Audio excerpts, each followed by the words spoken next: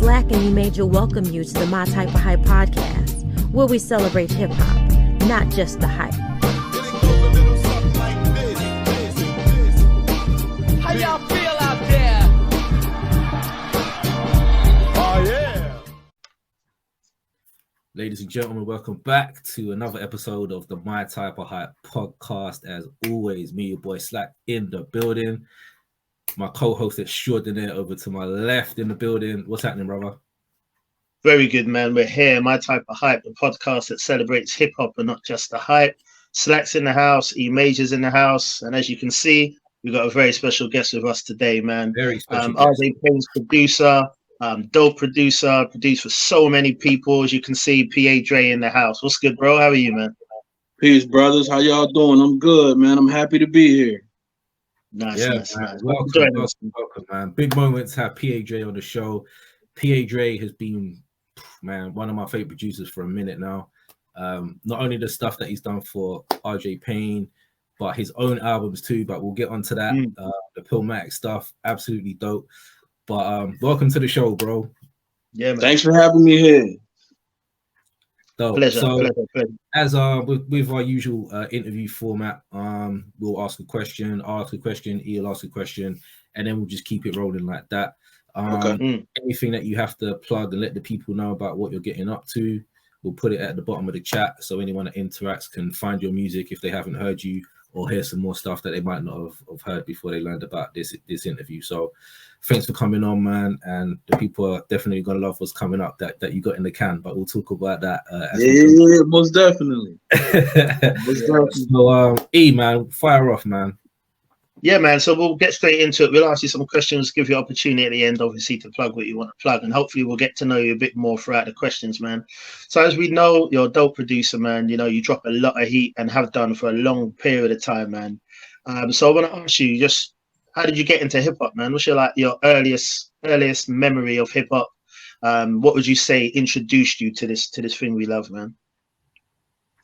Oh man, I would say my older brother. Like I got three older brothers, but one of my older brothers,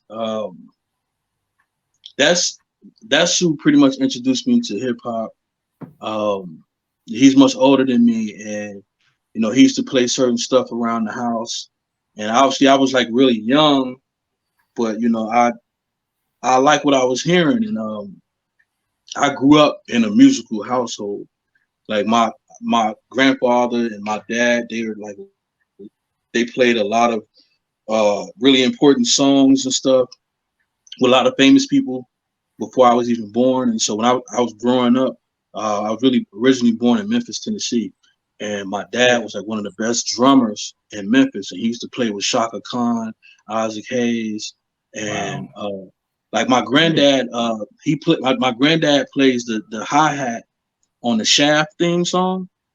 Wow. Yeah, that's my granddad playing the hi-hat, and then he's playing the hi-hat on that.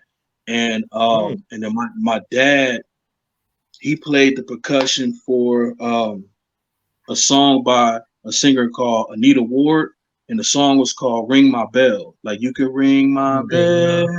Yeah, that's my dad playing the percussion on that. And he played percussion on the SOS band Take Your Time and a bunch of other stuff. So like I said, growing up, the music was natural for me because it's what I saw, you know what I mean? But as far as with hip hop, you know, my older brother, he was the one that kind of introduced that to me. Even though he wasn't supposed to at the time, it was like certain songs. Like I remember him getting a whooping when I was young because he played what was the Salt and Pepper, the Push It? Yeah. Push It, yeah. Right. So my parents, they figured, you know, what the song was talking about. They didn't want my brother to let me listen to that. And one day they left him with me to babysit, and the video was on the TV, and he let me watch it. And he just so happened to walk in the house while it was on TV, and so it was that. Like I was listening to that. That's how I kind of got introduced to it. But then when I got a little older, it was still the same as far as me sneaking to listen to certain things.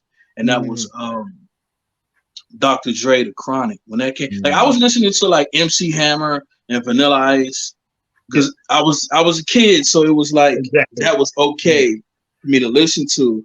But then I was hearing like what Dr. Dre was doing with the Chronic album, and it was just something unlike anything I had ever heard before. But I wasn't old enough to purchase it myself, so there was a kid in my neighborhood. I remember one time he had it on a tape, and he asked to borrow my bike, and he said, "Yo, if you let me borrow your bike, I'll let you borrow this tape."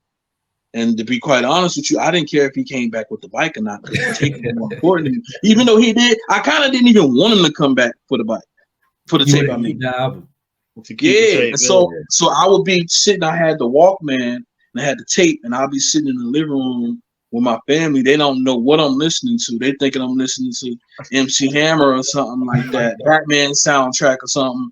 And the whole time I'm listening to that, you know. So that's pretty much like my earliest introduction to hip hop. That's so dope, man. I love hearing about people's intros, because however different they are, there's a little bit of the same thread that runs through. So with E, it was his big sister. With me, it was my dad and my uncles, and it was pretty much the same kind of thing. Like I got chased around the house by my mum when I was listening to the Back the Fuck Up album by Onyx. Right. She heard a one line in there and she went crazy. Like she was chasing me around the house. I had to run outside. She was like, "Don't ever play that in this house." Yeah. See, my brother, he would bring me tapes and stuff, because he, like I said, he was much older, so he was out in the streets and stuff like that. And he'll come to the house and he'll like leave tapes and stuff with me. That's even how I got introduced to Wu-Tang, was through my older brother. Okay. He was like, he'd bring me tapes and stuff and was like, "Yo, listen to this. This is what's hot right now." And I'll be in my room with my little boombox, checking it out with my headphones on and stuff. Same story, man.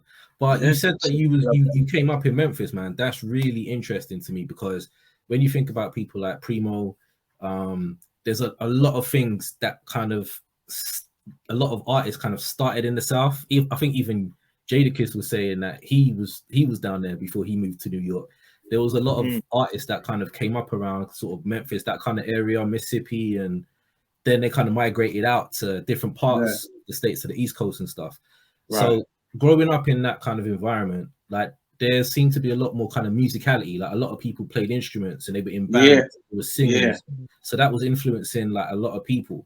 So coming up around that, like, is that what made you want to become a producer? Because you were around so much just good, like rich music?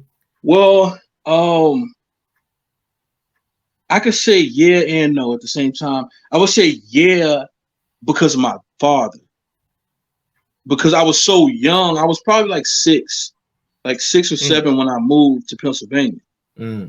But when I was in Memphis, I was around music. It was the bands practicing in my living room. Isaac Hayes and all types of people would just be in my living room. That's crazy. And they'd be practicing, and this is what I saw. My dad would sit me on his lap and let me practice with the drums, and all that. So it was just quite natural that I did want to do something musically. But as far as getting into the production, that came a little like later. By the time I was living in Pennsylvania at the time. Right. Okay. So that's, I was thinking it was just naturally there though. That's where PA comes from in your name. Yeah, Pennsylvania. Right. Pennsylvania, and then Dre. Obviously, my name's Andre. So, which was funny because, if you guys don't mind, of course. So my name used to be Midas Touch. That was my name, like maybe over 20 years ago, and I ended up moving to Atlanta for a while, and I was going to this barbershop. And there was this guy that worked in the barbershop. I was going in the barbershop to get my smoke. I'm gonna be honest with you, right? I would get my hair cut too, but it's also where I would get my smoke from. And so there was a barber that worked in there, and his name was Dre. And so when I came in the barbershop, people got familiar with me. They were like, "Oh, that's PA Dre is here," like from Pennsylvania. They knew I was from Pennsylvania. And so every time I would come there, they would always be like, "Oh yeah, that's PA Dre from," you know what I mean? And it kind of stuck with me, and I kind of looked at it like, I kind of wanted to change my name because I always wanted to have my actual name as a part of my name, you know what I mean? But I'm like, well, there's Dr. Dre already, there's Andre 3000 already, there's like this, you know what I mean? So I'm just like, how can I make this work So at the time, I didn't see a way to make it work. But anyway, so, you know, like I said, with the PA Dre situation, I started to look at it like, you know, no matter where I go, you know, I represent where I'm from. And so that's why I was just like, you know, I'm bringing PA with me no matter where I'm at. So I'm in Atlanta at the time, and I'm bringing the PA vibes with me. So I just looked at it like, yo, PA Dre, I'm gonna rock with that, because it, you know, it means where, no matter where I'm at, like for now, like I live in California now, and my friends and stuff, they joke with me, you know, we're gonna start calling you CA Dre now. And I'm just like, no, no. I'm like, that's the purpose of the PA. It's like, no matter where I'm at, I'm still representing. You know what I mean? I'm still bringing the vibes from the home. That's, you know what I mean? So all the places that you've lived, why did PA stick with you that much more? Was it because of the years that you came up in PA? Yeah, I grew up in Pennsylvania. Right. So and it's like Memphis. I would still like travel back and forth to visit family and stuff. But like I grew up in Pennsylvania, and then as far as when me moving to Atlanta or any of those other places came like far after I was like an adult, you know. Right. Yeah. It's interesting, man. So you're speaking about coming up and, you know, the music in your family. You spoke about the Isaac Hayes, you know, those type of influences. You heard the Chronic and different hip hop albums, and sort of had the introduction and the transition into hip hop. And then you obviously got into producing. What I've noticed about your style is that it varies. You know, a lot of producers have their own sort of style and their own tag that you always know that's a Primo beat, or, you know, that's a whoever beat, that's that beat. Right. I don't feel that you have that, which isn't a good or a bad thing. I think it's actually quite good, because it means that you can vary your style. Because when you listen to your beats, a lot of your beats, right, you can have that dark undertone feel to it. You know what I mean? Like something dangerous is going to happen.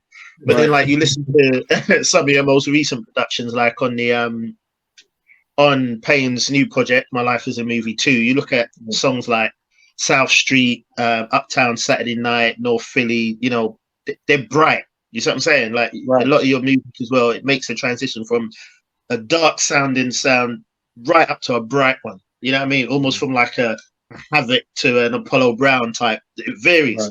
Right. How would you describe your style? Is that something you do intentionally? Yeah, because so I want to. Okay, first and foremost, musically, I didn't start out as a producer. Okay, I started out as a rapper.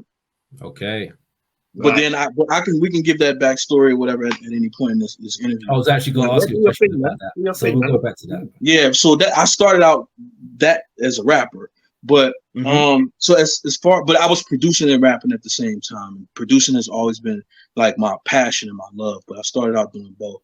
But so the funny thing is this, right? When you asked me about the sound, I did used to have a sound, you know, and I started to think, I'm like, I don't want to be that. Right. You know, I don't want to be that guy that has that one sound. I want to be Quincy Jones. Right. You know, that's what I want. I don't want to be. I look at it like I've always prided myself on being versatile, right? Yeah. And it's like I look at it like, you know, and this is no shot or anything to anybody that does have that specific sound or whatever like that. But I'll look at it like being a mechanic, and you only know how to change tires. The only time you're gonna get a call is when somebody needs their tires changed. Very true. Versus learning how to fix a whole car. And so if anybody need anything done, they call you for whatever.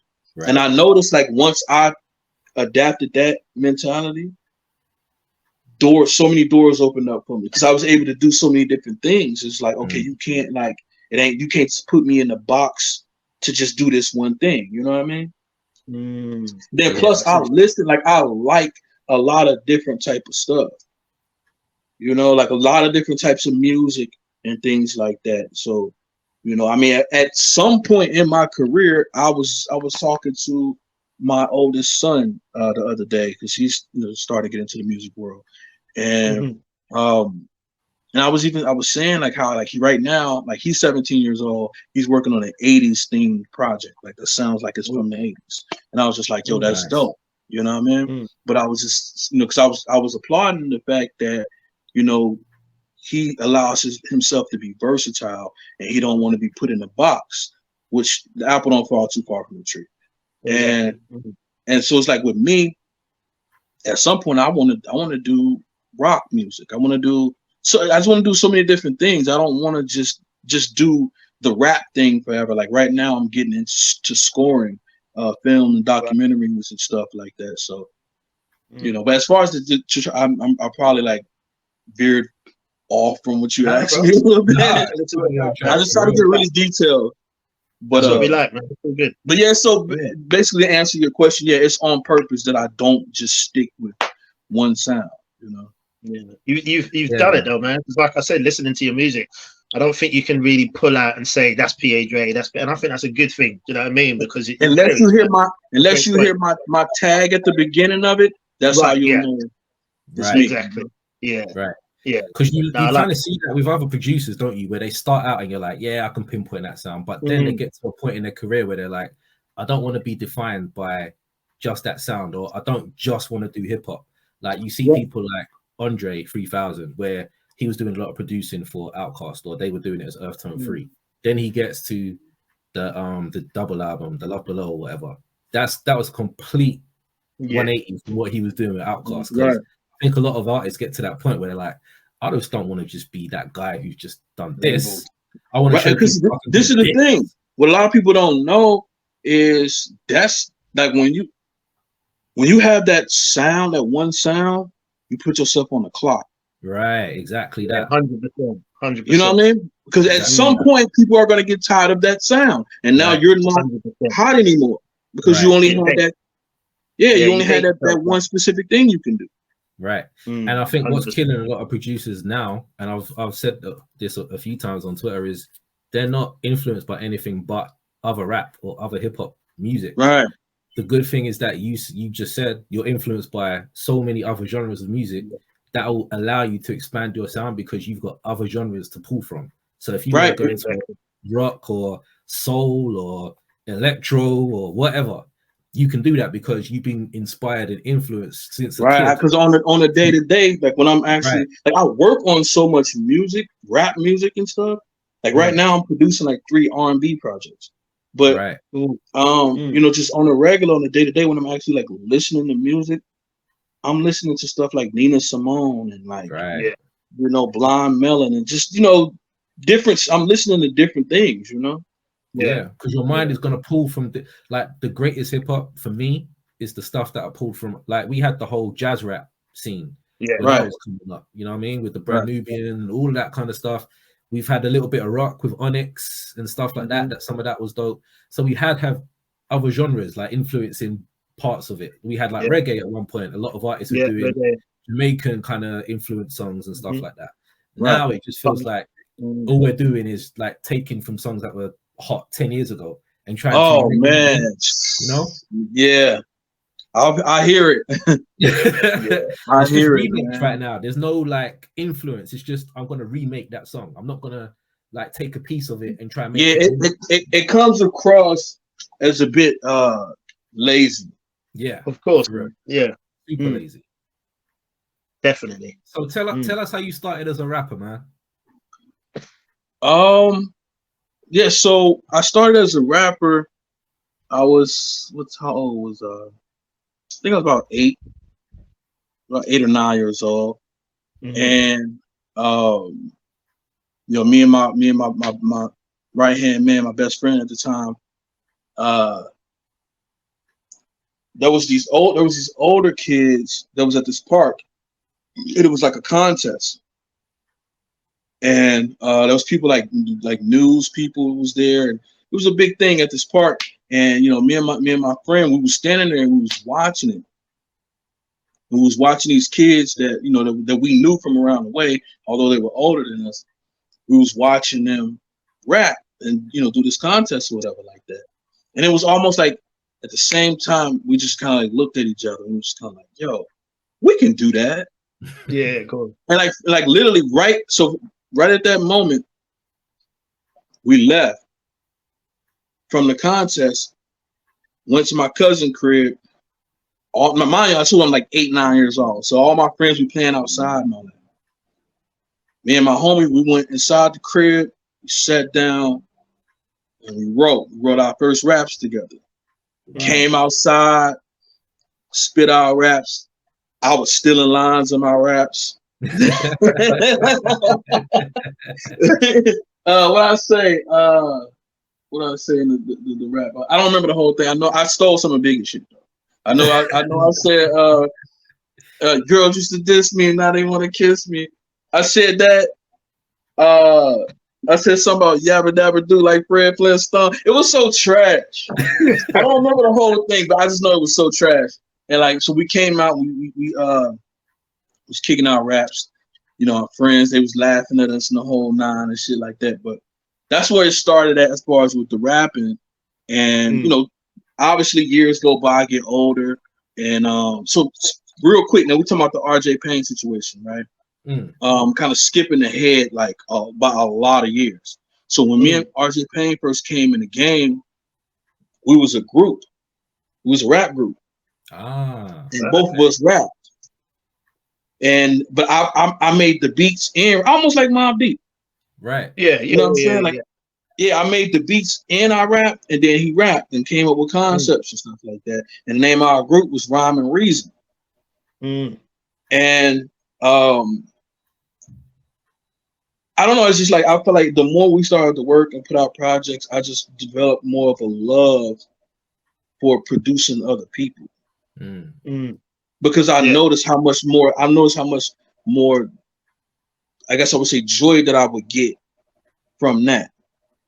You know, and he'll still be like to this day, like, come on, man, you need to come back. Like, let these people know how nice you are. You need to come back rapping. And I was just like, man, listen, I'm doing what I like to do. Like, this is, I'm really enjoying myself doing the producing thing. You know what I mean? But so to kind of go back, like I said, I was rapping with my homies, and you know, I got older and got in like high school, and I had like a big group. It was almost like pretty much like Wu-Tang Clan. It was a bunch of us, and I was the producer of a group of like 12 people. And then we even had an R&B group. My dad was our manager, and we had like an R&B group. So I had to produce the music for the R&B group. It was 3 females in the group.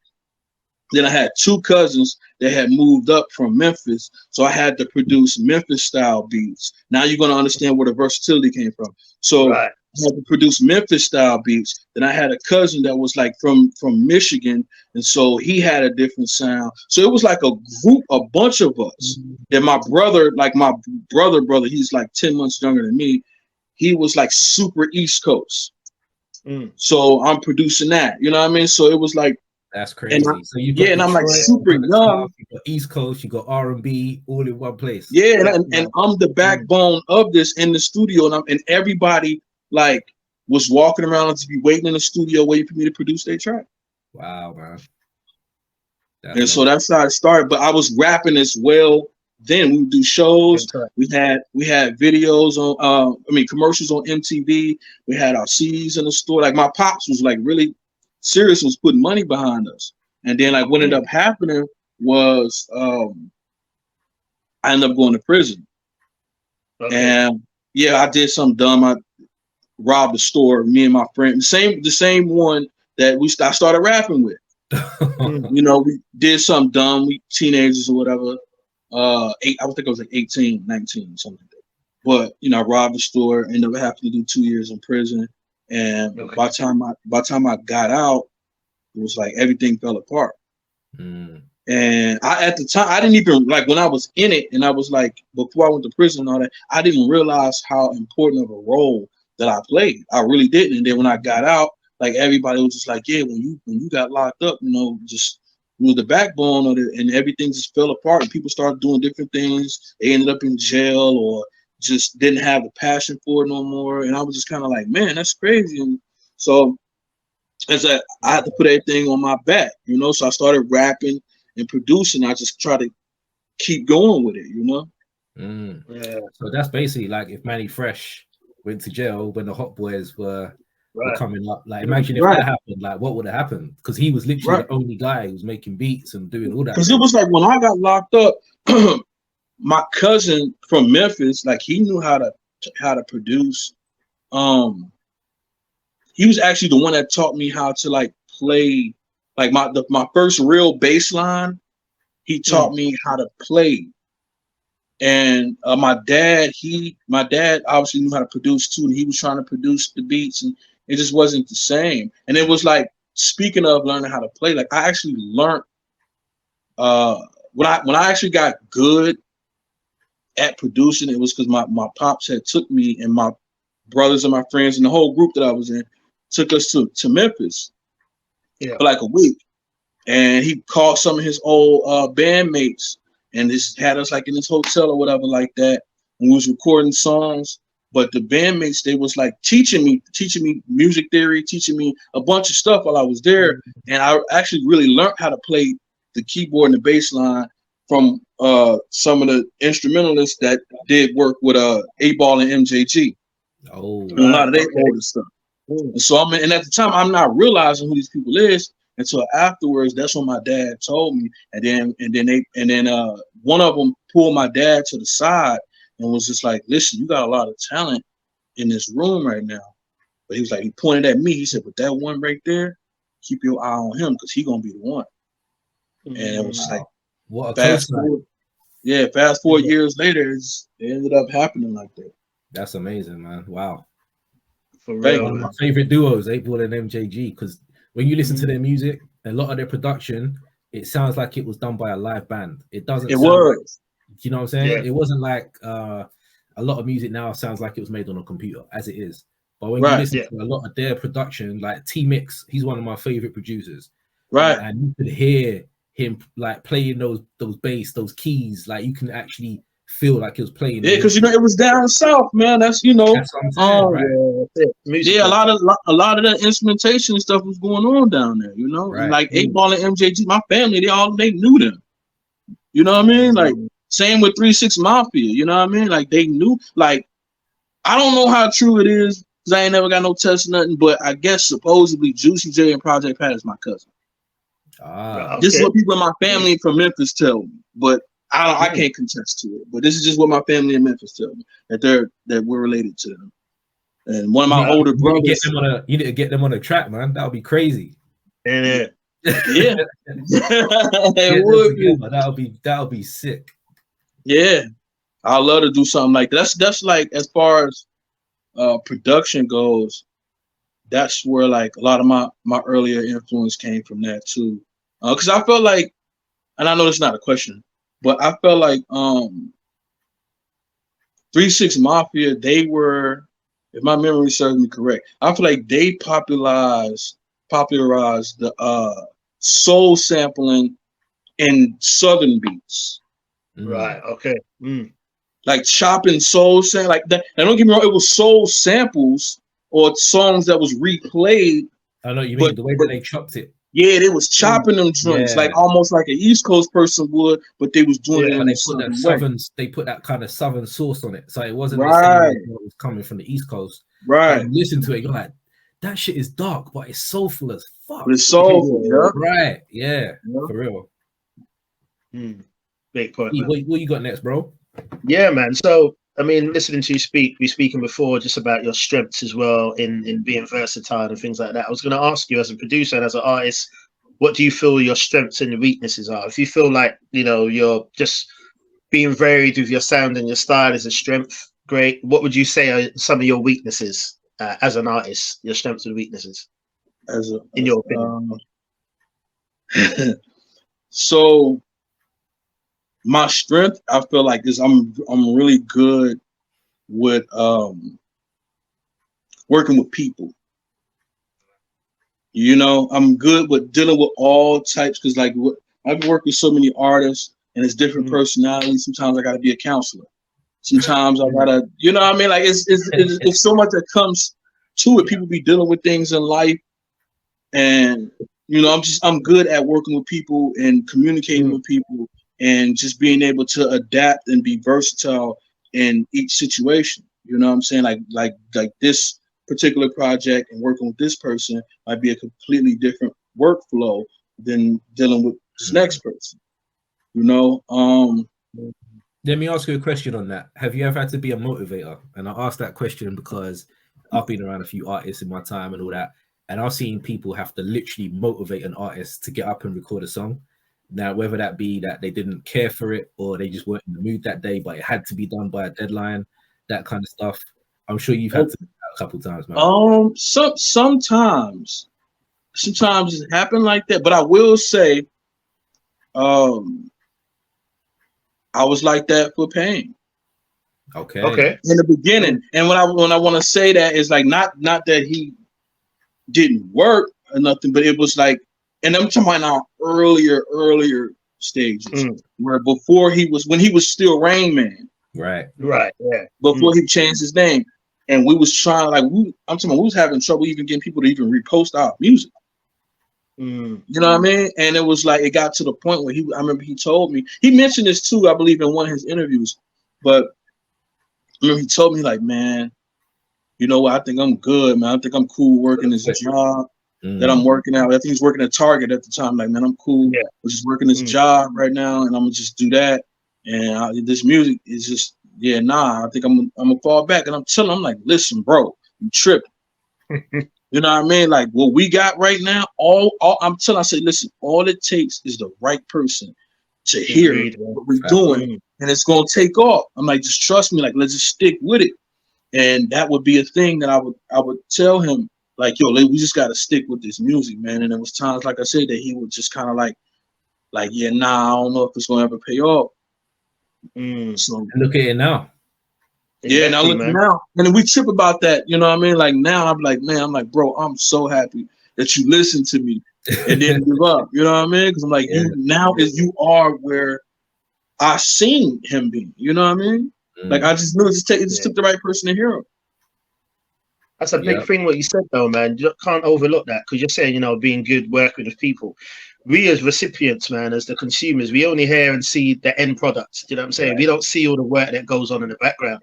But you do hear stories sometimes of artists or producers saying so and so was a nightmare to work with, or you know what I mean, they got this attitude and they got that. So if you got that quality about you where you're good with people and you can bring the best out of them, that's something to be proud of, man. Definitely. I've had artists that was, I guess you could say, that would be considered a nightmare to work with if it was like other people. But my patience is different. You know what I mean? Like I feel like the music is more important than somebody having a. Can I curse? Yeah, man. Do your thing, bro. I feel like getting the music done is more important than worrying about somebody's shitty attitude. Yeah, you know what I'm saying? I'm like, you can rap good, I can make beats good, I can put this music together. Your attitude kind of sucks, but is it worth it? If I feel like the music is worth it, right, I'm able to still deal with people. You know what I mean? Right, because you know what's going to come at the end of it. I know what's going to come from it, and then once it's done, we sit back and listen to it. Now I look at the artist like, bro, this is what I was saying the whole time. Like, you know, of course. Yeah, man. Producing is so much more than playing instruments, right? There's so much more. There's so much more that goes into it. Right. It's a soundtrack to the music, man. That's why production, we talk about this so often, but that's why, I mean, I love having MCs on. I'm a lyrical guy. I love lyrics, but I've got such a big appreciation for producers, man, because all the albums we speak about so much that we hold in such high regard and classics and the replay value and everything. Not only is it the lyrics, it's the music that gives it the soul. Do you know what I mean? It's the music that gives it the heart, man. So producers are so important to projects as much as the MC. Sometimes even more. Do you know what I'm saying? Because that's what you're hearing. Sometimes it's the production that's making you go back to something. Do you know what I'm saying? Absolutely. So it's important, man. So what do you say for weaknesses? Sorry, carry on. If any.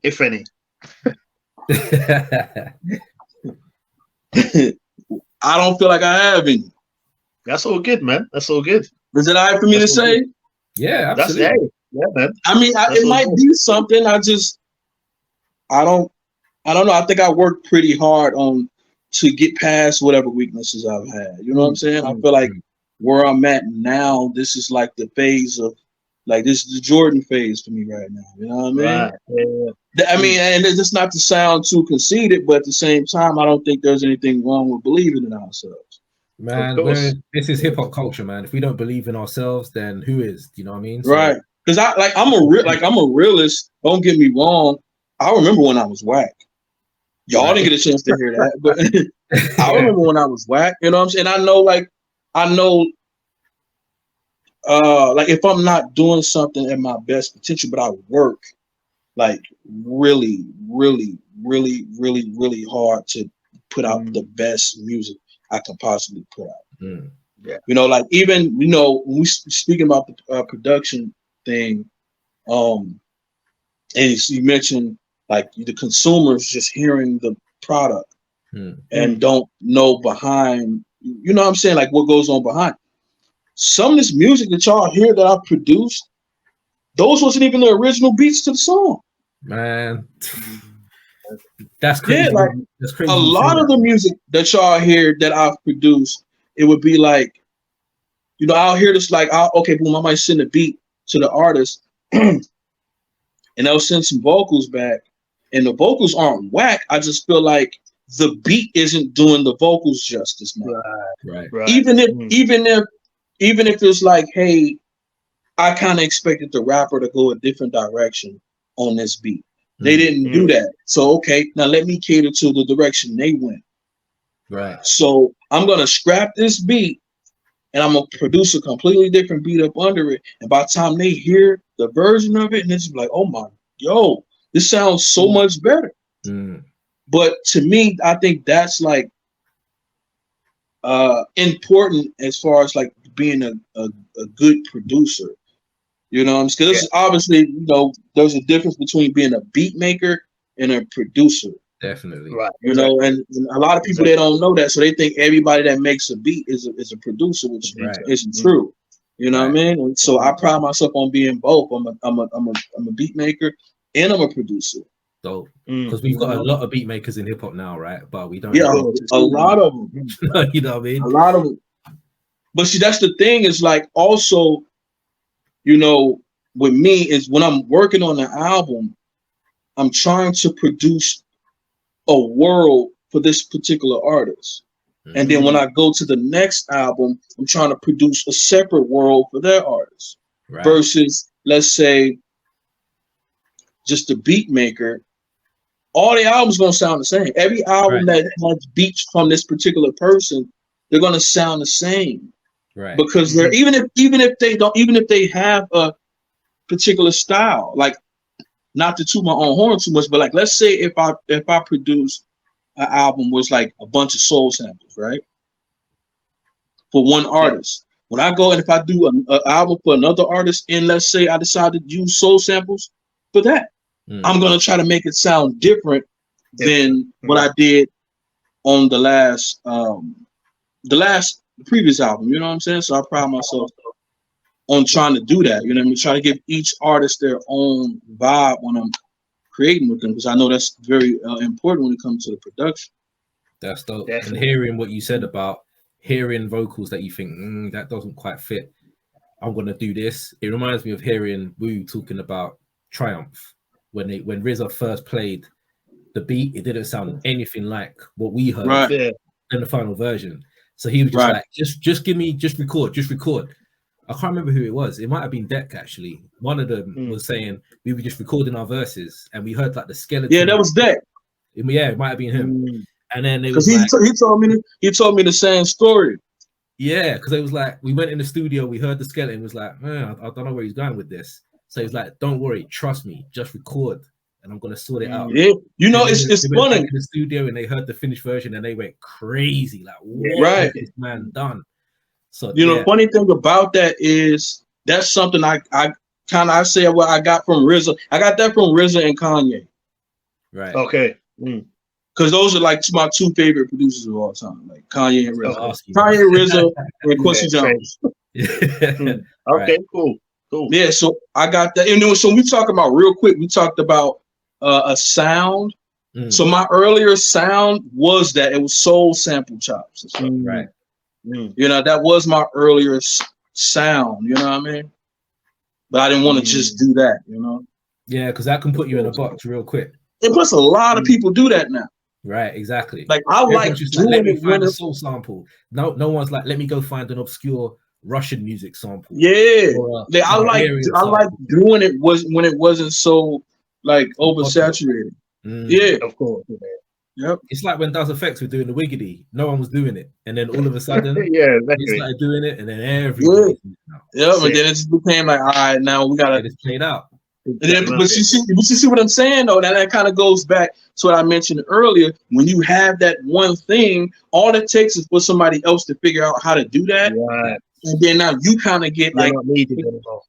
Exactly. Facts. 100%. So, how would you describe? Because I remember listening to Havoc one time talking about how he makes beats, and he said, "For me, I see things in colors."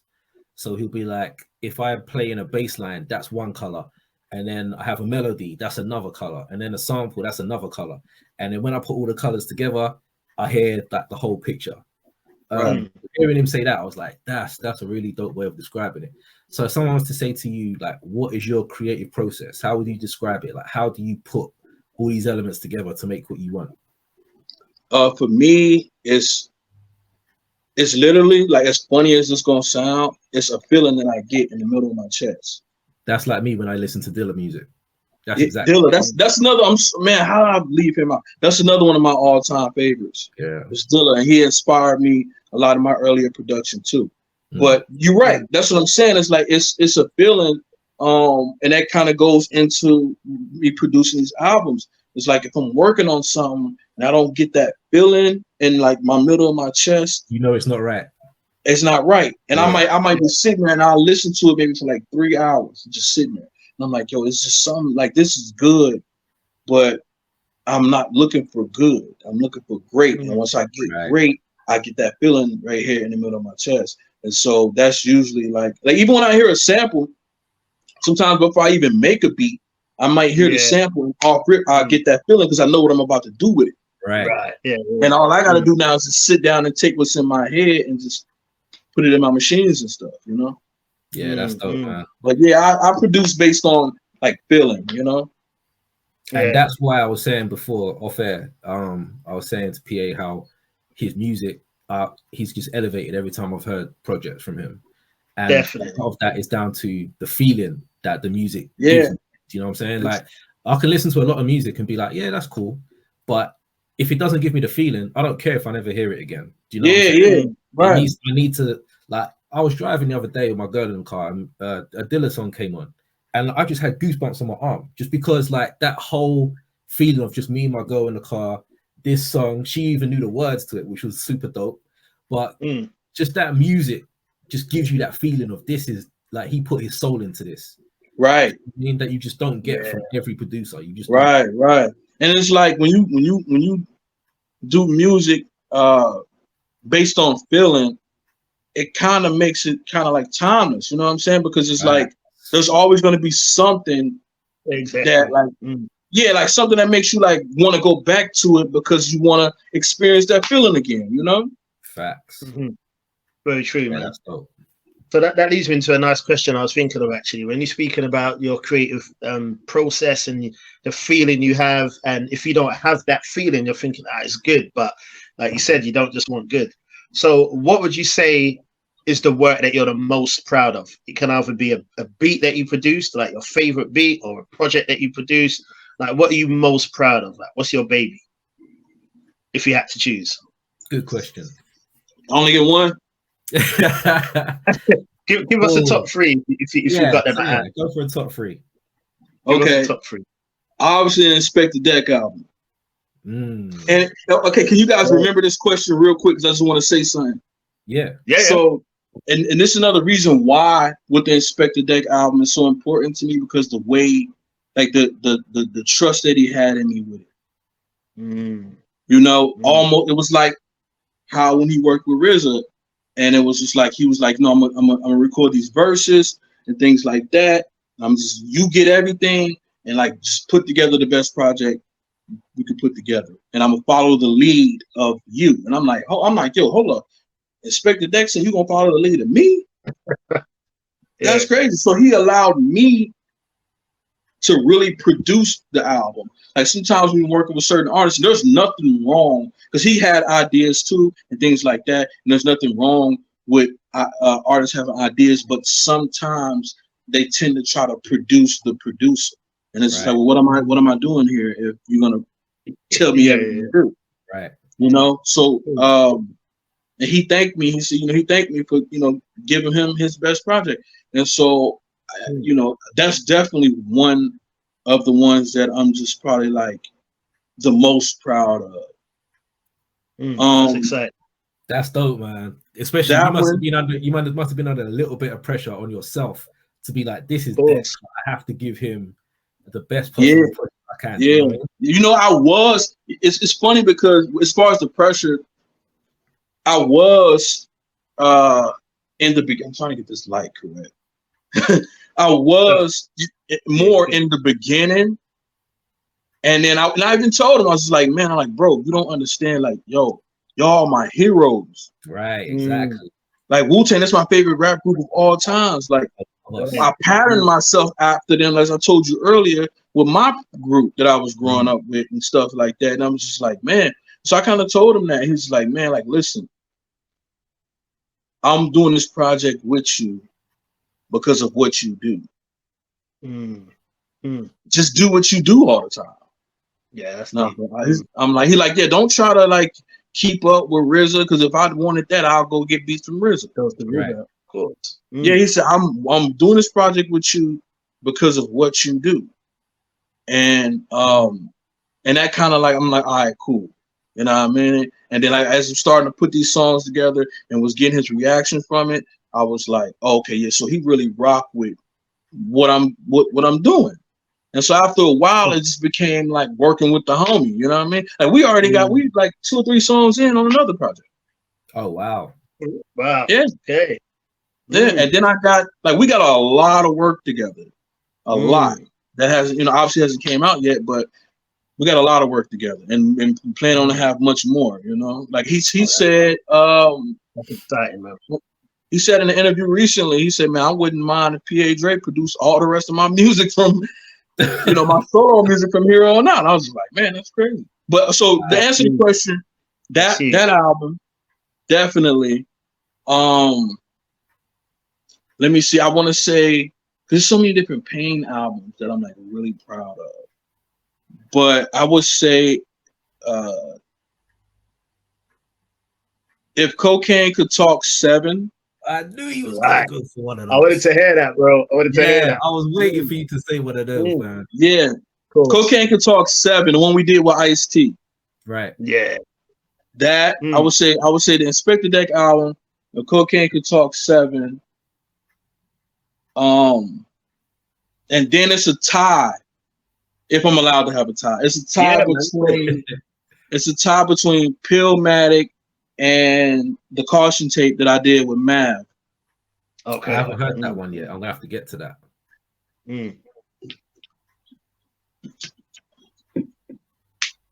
Right. Okay. All right. Yeah. This one right here. All right. I have to get to that. Yeah, it's a masterpiece, man. So I would say that those would be the time, man. How much we love that the Cocaine series, man. Like all the time we're talking about that. You can play those albums, like most of them, you can play back to front, and you're like, oh damn, it's finished already. And you go back. Oh yeah, 100%, 100%. I remember not too long ago I had a week off work and I was going gym every morning. Like before I started my day, I went to the gym every morning, and so I said, you know what? For every morning, I'm going to listen to the whole If Cocaine Could Talk series again. Like probably I couldn't tell you how many times I've listened to it. So many already. So every day I was just listening to one. Day 2 I was listening to If Cocaine Could Talk 2. You know what I mean? And it just gets better each time. And I watched New Jack City again recently, and then I watched Part 7. Listened to Part 7 again straight after. Incredible work, man. Seriously, incredible work. Seriously. Yeah, that's definitely like I would say one of my favorite. I got another album that I'm finished. It's like a passion project, I would say, that is definitely like probably one of the most important projects I've ever done, because it's something that I've wanted to do for a long time. and it's with the artist Akil Ali. And Akil Ali. Yeah, Akil Ali. And Okay. I'm not sure if you're familiar with YNX. No. Okay, they're from Buffalo. Okay. And Okay. So anyways, the album, like I love Nina Simone. Like that's like one of my top favorite singers of all time. Like I love her music. And I always wanted to do an album was just nothing but sampling her music. Okay, I like where this is going. But I felt like I needed the right artist to do that with. Like I needed an artist that understands the importance of her music and her music being important to them as much as it is to me. Yeah. And so I tweeted one day how I had this project that I want to do. I didn't say what project it was or the idea, because I know people like to bite, and then they act like they the one that thought of some shit. So, but I just said, I'm like, I got this album, man, I really, really been wanting to do, but I just need like the right artist to do the project with, you know what I'm saying? And Akil reached out to me because he had been wanting to work with me for a while. Funny thing about it is I have been wanting to work with him as well, you know, and he reached out to me. He was just like, man, yo, just tell me whatever it is that you got going. I'd love to do a project with you, whatever you're trying to do. I'm willing to follow your lead, X, Y, and Z, like that. So, and there was a few other people too that reached out, and they was just like, just tell me what the idea is. And I'm just like, but if I don't do the idea with you, then what does that mean? You can go do it with someone else. Exactly. Right. So I'm like, well, I already knew Akil had already wanted to work with me anyways. And I already wanted to work with him. So I told him the idea. He was like, man, because I think he's originally from Mount Vernon, New York. Okay. But he lives in Buffalo too. He works like Planet Asia and like a lot of other people. And so I told him the idea of the project, and I had already had 2 beats produced already. And because what I was gonna do originally, I was like, man, I'm just about to do a beat tape and just flip the samples and just put it out as a beat tape like that, you know what I mean? So I had already had 2 beats, and I told him the idea that I had for the project, and he was with it. He was like, man, I love Nina Simone. He's like, bro, I studied her. I said, you studied her, bro? He's like, yeah. He's like, yo, she used to live in my town. And so we just got into a conversation for like an hour just about Nina Simone and how important her music is. I said, this is the right person to do this project. Right. It was meant to happen, right? Right. So I said, bro, I'm gonna send you 1 beat and let me see what you do with it. If it turns out right, yo, we on. I sent him the beat. He sent me back the song. I said, all right, it's time to go to work. And so we're done with this. We're just working on the outro now. But yo, I feel like because I was like, it was important to me that I know like some of her songs has been sampled a lot. Yeah. And so it was important to me to do them differently than I've ever heard them being done. Right. You know, that was very important to me to do them different because I'm like, well, there's no point if somebody else already like did it like this. I don't want to do it that way. You know what I mean? So I got like a really, really creative. So I would say as far as production, I'm probably like the most proud of this album. Just like as far as if it's okay for me to use this word, but to show any amount of brilliance from me as a producer, I think this is it. I think if anyone is familiar with Nina Simone's music, and they hear this project, I did some things on there where people are gonna wonder, like, yo, how did he do that? That's what's missing. This is exactly what's missing. Exactly. I was listening to the song I was talking about with me and my girl. It was Won't Do by Dilla, right? So, love that song. Right. So you're listening to the beat, and then at the end, you hear the Isleys coming in with Footsteps in the Dark, right? Right. So that song has been sampled 1,000,000 times. It was never done the way Dilla did it. Right. Yeah. You know he did it differently. He did it different. And this is exactly why I'm getting bored of the way that producers are making music now, because none of them are like we've heard people redo Ain't No. I heard Buster and Coi Leray doing that same thing, but it sounds exactly the same. Then I heard a remake of Get You Home by Foxy Brown, but that was done by I think Lotto and someone else. But it sounds that was done by Lola Brooke. Lola, that's it, Lola, that's the one. So I'm like, but you haven't changed it. You just basically repackaged it and sold it back to people. So to hear you say, I don't want to do it the way everyone else has done it, man, that's exactly what is missing from the game today. It's not enough. I don't want to do what you've already done. I want to make this my own. Yeah, because it was like one of my things, you know, as far as producing, and like the producers that inspired me were people that like Knots, for example. You know what I mean? Like he would like, I'm like, yo, Knots is crazy, man. It's the thing that this bass line, this thing that he do with his bass line.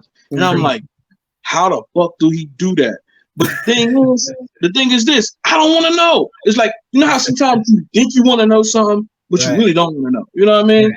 Because it's like, I like the mystery. Yeah, I like the mystery of like, yo, nobody else. I've never heard anybody else do that with their bass lines. And the way he chops his samples, his drums is always crazy, but it's his bass lines that always have me like, yo, how does he do that? It's funny because with Dilla, like he's known so much for sample chopping and stuff like that.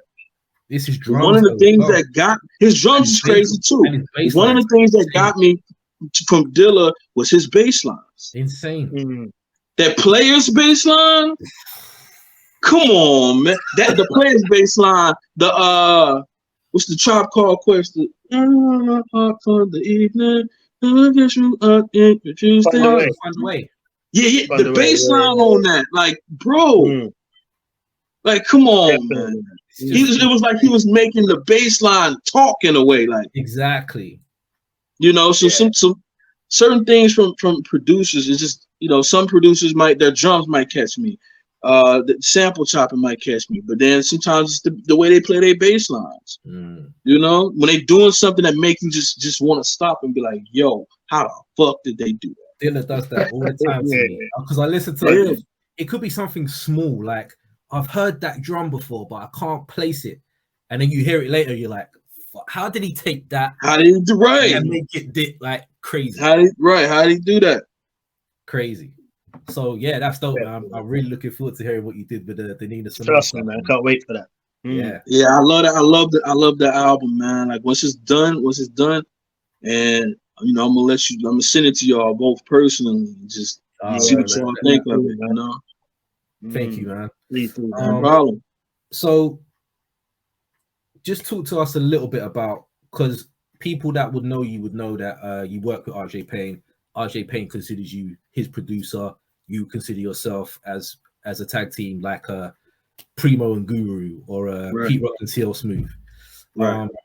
So it seems like Payne kind of got to a point where he was like, I'm tired of rapping about drugs and violence and all of this kind of stuff, and he's kind of moved into a more kind of conceptual space with his albums, which I think is dope, and it seems to be really working for him, man. So just talk to us a little bit about how that came about and how that's worked out for you guys.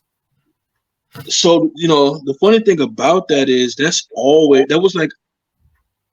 what we came in doing. Right. So these are like mixtapes I'm gonna tell you about. I'm not sure if you heard them or not, but they're called the Ghost of series. Yeah, that was way before the Cocaine series. But he was a rapper, so he was like the Ghost of Prodigy. Yeah, right. We did the Ghost of Prodigy. We did the Ghost of Big L was the first one. Yeah, right. Yeah, and even how that came about was how I thought of the idea was crazy. So we did those. You know what I mean? And that was our thing, like just doing concept-based stuff. And then it was just like, you know, he was starting doing these freestyle videos, Murder in 60 Seconds, on his Instagram, with him just rapping aggressively and stuff like that. And people started to gravitate towards it. And I remember him telling me, right, He gonna kill me probably for repeating this. But he said, Dre, listen, I know you like to do the musical stuff. He said, but we might have to switch the lane for a little bit, man, because people they liking this right here, and then we can come back to it. We just grab the fan base, and then we can come back to doing what we love to do. So what we're doing right now is this is what we've always loved to do in the first place. But all the other stuff, the aggressive raps and all the other stuff, that was just to feed the fans that like that type of shit and the game of fan base. Right. Yeah. So that's so like now, this is what we're doing now. It's easy. This is what we always have done, and this is what we always like to do, you know. That's good to hear, man. Yeah. That's very good to hear. That's exciting. I'm gonna just hit you for probably another one question. Okay. So you said you're speaking for me personally. So you said you're speaking with working with Deck, and you know you spoke about Wu being your favorite hip hop group of all time. So that's like working with a hero of yours, understandably. Who have you not worked with that would you love to? Who's on your ideal bucket list artist to work with? Oh man, you can list as many people as you want. Yeah, as many as you want. Okay. Earl Sweatshirt is definitely somebody that I love to work with. That's like my favorite rapper right now, outside of like Payne and some of the others. But and it's crazy because like a lot of people, they don't even know that like I listen to like a lot of stuff like Earl Sweatshirt, Mike, like Wiki, like you know Maxo, like a lot of these type of people, they probably don't even think that I listen to that type of music. But like Earl Sweatshirt, it's definitely somebody I like to work with. Let me see Rock Marciano. That's another one of my favorites. I love to work with him if I had the opportunity. I want to say Jay-Z and Nas, but that's like that's the go-to. Who wouldn't say that? You know what I mean? Yeah, who wouldn't say that? Michael Jackson, obviously. Who wouldn't say that? I'm trying to think, man. Snoop Dogg. Okay. The Snoop Dogg. That was like my original first favorite rapper. Yeah. I think it was a lot of people's, to be honest. Snoop Dogg. Yeah. I know I'm missing some people, man. I know I'm missing some people. I still got to get one with Ghostface. Oh, I got to. It's in talks of a record with Ghostface.